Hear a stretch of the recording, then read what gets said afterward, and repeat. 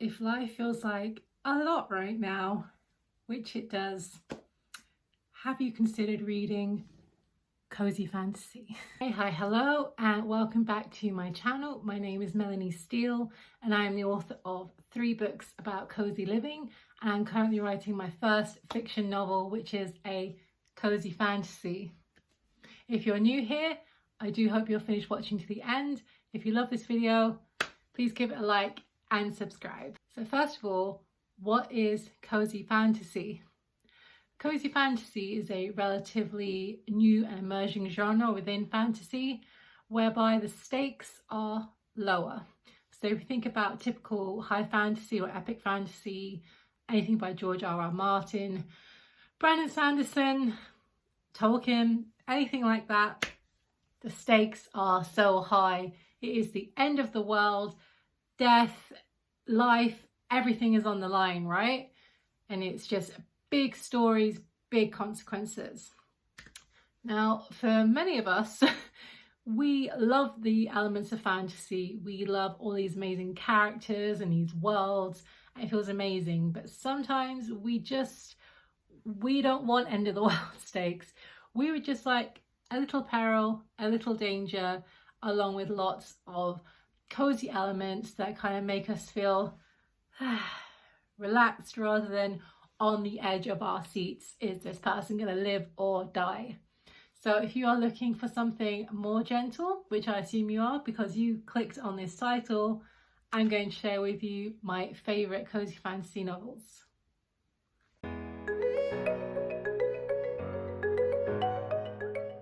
First up is the Spellshop by Sarah Beth Durst. This one is about a magical archivist who flees bureaucracy and burnout to travel back home to her magical island where she grew up to open a spell shop.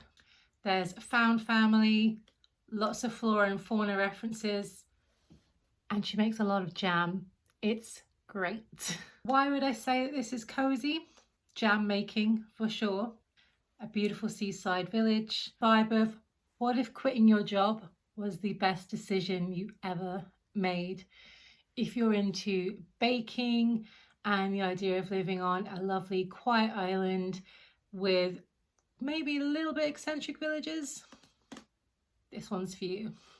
As I mentioned, there is a sentient spider plant in this called Kaz. Everybody likes talking plants, right? There is also going to be a sequel to this book, not following the same story, but set in the same world. It is called The Enchanted Greenhouse. So if you end up reading the Spellshop and you want more, go check out when that's being released. Next up, we have Can't Spell Treason Without Tea by Rebecca Thorne. This one is a dual POV story, and it is about a royal guard and her girlfriend who decide to up sticks and open a tea shop. And of course, it's not as simple as that because, well, you're not meant to run away from the palace when you're a royal guard. And they do face the challenges of being tracked down. However, it is very low stakes and it's very charming. The tea shop is also a bookshop, and it's a lot of fun. This one's for you if you are a fan of sapphic romance, if you're about all things tea drinking, and you like a gentle blend of kind of domesticity of running a tea shop and a bookshop, along with a little bit of danger. Perfect for you. I also feel this book is the epitome of the Instagram meme about the feminine urge to run away and start a bookshop, cafe and flower shop. So if that's your vibe, this is definitely for you. Next up, I don't have a physical copy of this because I borrowed it from the library, but that is the book that I would say kind of started this entire trend about cozy fantasy, and that is, of course, Legends and Lattes by Travis Baldree. If you have still not read this, you are missing out. It is fantastic. It is about a retired orc warrior who has had enough. She has tired of being a mercenary. She wants a quiet life. So what does she do? She decides to open a coffee shop. The trouble is, no one knows what coffee is. Tea, absolutely. Coffee, they've no idea what it is. Luckily, she knows where to purchase said coffee, and also a coffee machine which is made by gnomes. It's so much fun. If you are into coffee and pastries, this is one for you. There is an adorable character in here, I won't spoil it, who does the baking, and in the back of the book there is actually a recipe for one of the pastries that this character makes. I have made it. I have a reel about it on my Instagram if you want to go and check it out. You're going to need to scroll back. It was quite some time ago, but it's on there. So if you've never read a cozy fantasy, I feel like this is the one that you should start with. It's the whole building a brand new life from scratch, about leaving a job that you've just had enough of. It is such a vibe. There are a number of follow-ups. The Bookshops and Bone Dust follow-up is out. I also believe there is another follow-up set in the same world. Bookshops and Bone Dust is a prequel to Legends and Lattes. I don't honestly remember about the other book. But go type Travis Baldree into Google, see what comes up. So yeah, Legends and Lattes, go check it out. The next choice is a little bit different. If kind of fantasy and all the things that go along with it are maybe not 100% what you're into, but the cozy vibe is, this is probably more for you. And that is The Long Way to a Small Angry Planet by Becky Chambers. Fun fact, this is my husband's copy that I totally stole for making this video because I read it from the library. So as I said, this is definitely more sci-fi than cozy fantasy, but it feels so cozy. It's basically about a crew of all different species that are basically traveling through space, trying to make it to a destination that is very, very far away. It's very much found family, people learning to get along whilst they're on this incredibly long journey through space that kind of felt a bit like Voyager at times, like, will they ever get there? Goes on and on, but it's so cozy. Like, I don't even care if they get there. This is great. I love this. The important thing about this book, it's less about the actual place you're trying to get to. It is much more about the connections between the people on this ship.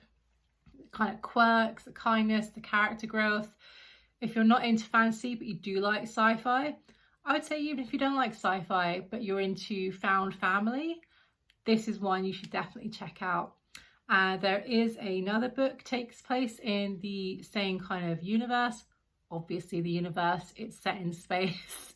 I have not read that one yet, but I have it on my shelf and I am excited to get to that one at some point in the future. Last but by no means least, and maybe even one that is a little bit more of a favourite than mine than the others, is The Very Secret Society of Irregular Witches by Sangu Mandanna. I'm a little bit biased because she's British and this is such a British feeling story. Cannot tell you, so British. One of the key features of this book that absolutely drew me in was the character's name, Mika Moon, possibly Micah, spelled M-I-K-A, but in my head I always read it as Mika. I'm just going to read you the first sentence from the blurb inside this because it perfectly surmises everything. As one of the few witches in Britain, Mika Moon has lived her life by 3 rules.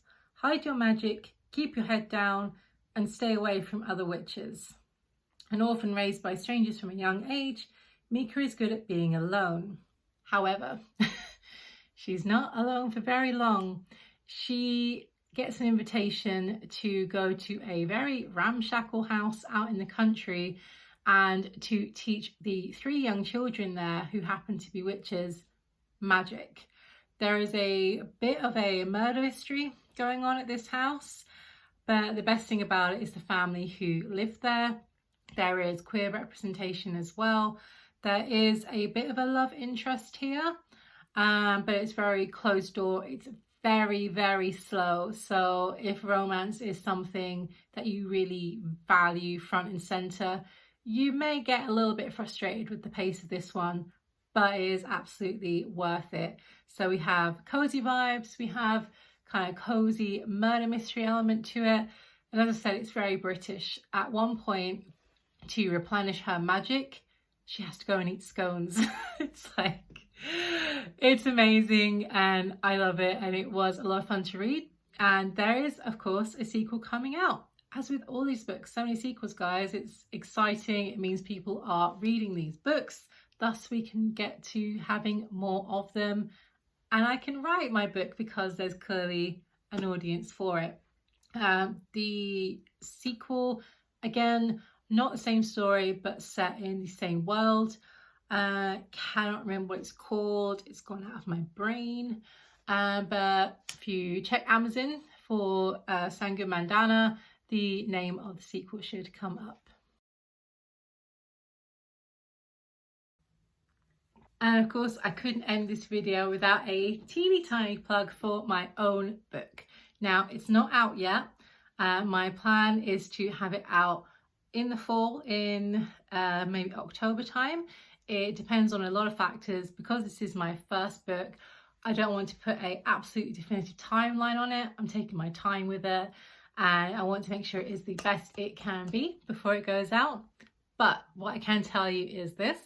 It is called the Lunar Quartz Library, and my current tagline is for millennial women who never stopped believing in magic. So my book features a protagonist who is 30 years old, because if you follow me on Instagram, watch my reels, you can tell I'm kind of over these 21-year-old heroines who have no responsibilities and just go off gallivanting and saving the world, because it's super easy, right? When you're single, unattached, no responsibilities. But what if you became a chosen one at the age of 30, when you have a job, you have rent to pay, you have other responsibilities? Way more interesting, right? So the protagonist of my book is Esme, and Esme is living a very orderly, structured life. And of course, something is going to happen to her that changes everything. It's got so many cozy vibes. We have a magical sentient library. We have lots of bookish references. We have lots of tea blends. We have pastries. So many cozy things. I'm not going to give you any more details on the plot at the moment because it is still all very much coming together. But if you are into cozy fantasy, I do hope that when my book comes out, you will consider giving it a read. Until then, I do have 3 non-fiction cozy living books. So if you are all about bringing those cozy vibes into your home and your life, go check them out. That is it. These are my top 5 recommendations for cozy fantasy novels. If you check any of these out, do let me know in the comments, or indeed if you've read any of these, let me know in the comments which was your favorite, which is the one that you would recommend. Maybe there's one I haven't mentioned. I have so many on my bookshelves, but I am forbidding myself from reading them until I have finished my own book, because I have a little bit of a fear that what I read might end up in my own book. I mean, absolutely do not want that. So until my book is done and dusted, no more cozy fantasy for me. But thank you so much for watching. If you really enjoyed this video, please hit like down below. It would mean so much to me if you would subscribe to my channel. Have a great day, guys. See you soon. Bye.